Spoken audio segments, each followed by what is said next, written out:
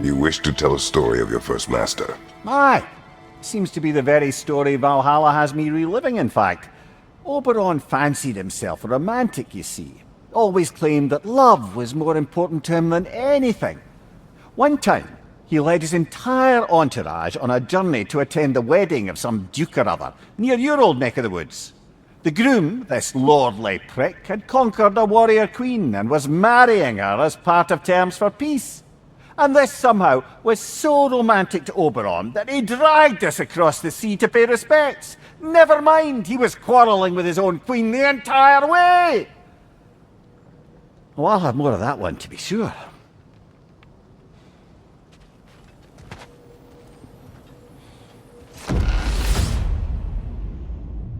Look, brother! I see the one you need to get there!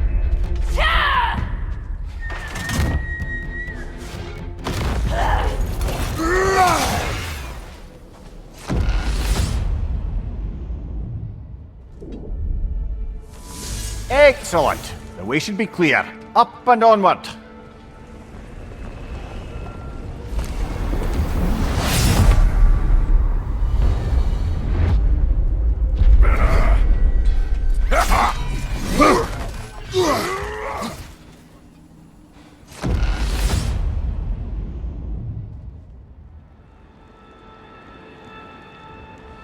The pendant you found, brother.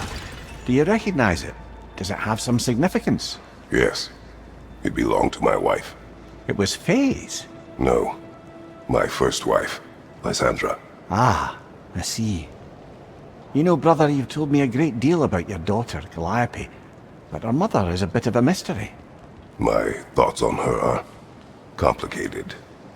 But she was a good woman, and I loved her more than she knew. She saw in me possibilities I could not at the time. In that way, she and Faye were much alike.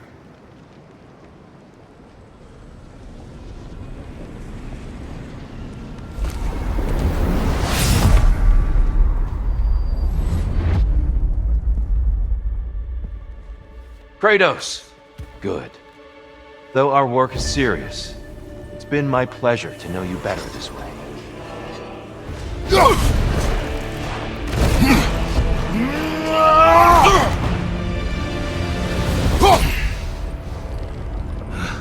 Well done, Kratos. I yield. I have to hand it to you. You deserved the win. Safe travels on your journey, friend.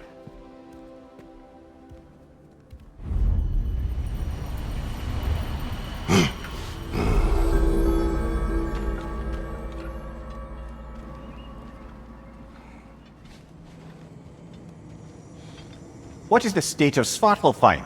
It's been tough. The dwarves had been under Odin's thumb for so long. Now they're having to completely reshape their economy to provide for themselves again. Many are looking to Durlin and other outcast members of the old resistance for guidance. But thus far, he's refusing the call. The wounds are deep and will take time to heal.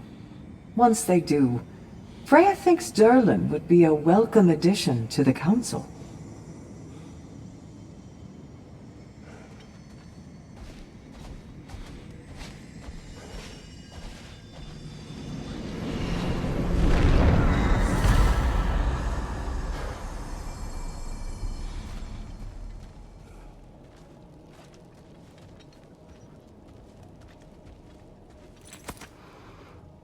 Lysandra's pendant. I have more to say, but not now.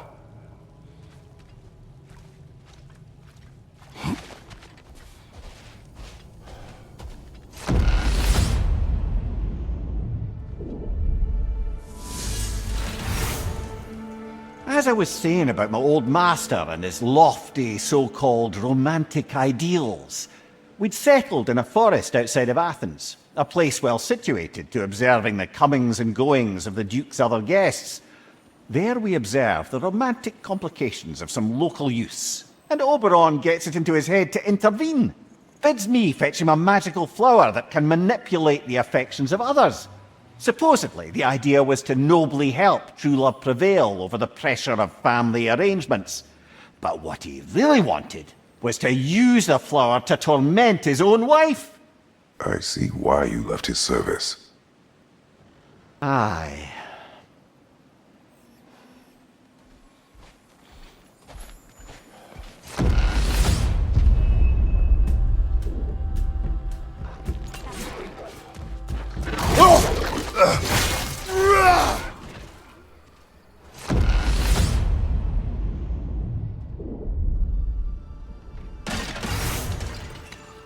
Brother, while I'd love to say I left Oberon's service as a matter of principle, the truth is it was much more a question of pride. If he'd simply shown me more appreciation, who knows how long I might have tolerated his evils. I certainly tolerated plenty from my subsequent employers before I could take no more. If I'm being honest, I was only too happy to offer my complicity in Queen Titania's humiliation. What did you do? I caused her to fall in love with something preposterous. An actor.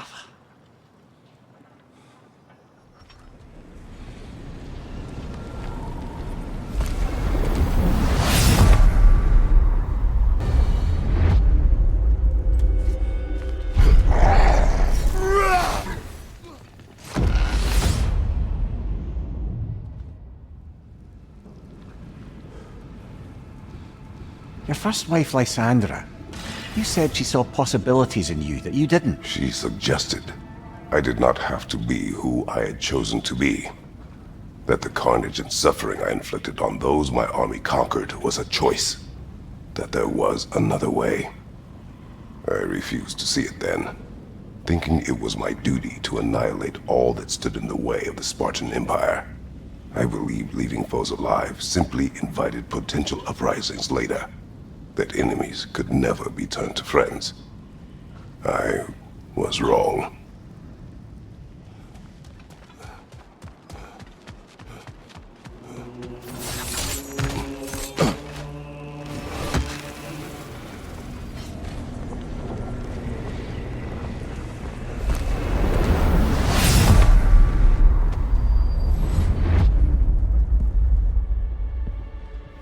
Kratos, you made it back. Good.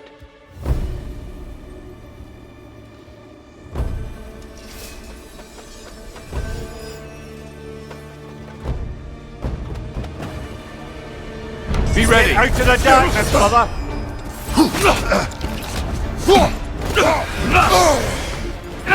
It's all in the wrist, you know. Having fun yet? Umhuxen!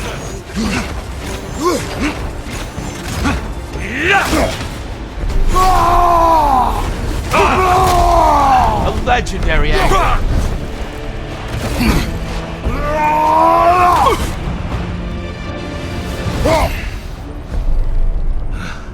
I surrender, Kratos.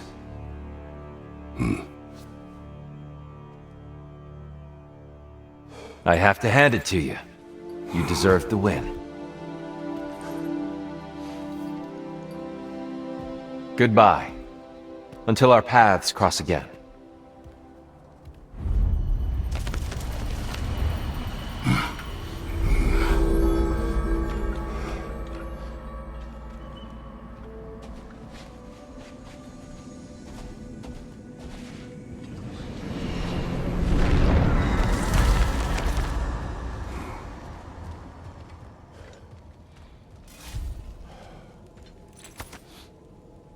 Lysandra's pendant again.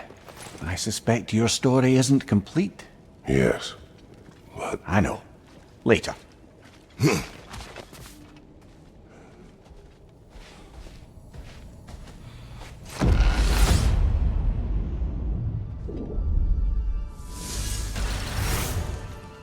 your old master, he had you make his wife fall in love with another. Aye, temporarily by use of this magic flower. Though now it's clear to me the flower's effect isn't love exactly, but a kind of obsessive devotion that is too often mistaken for love. So of course the Queen made a fool of herself, as did all those under the flower's spell that night. Don't know how I ever got embroiled in such a farce. You are wiser now. I think so. Though that only makes up for so much past stupidity.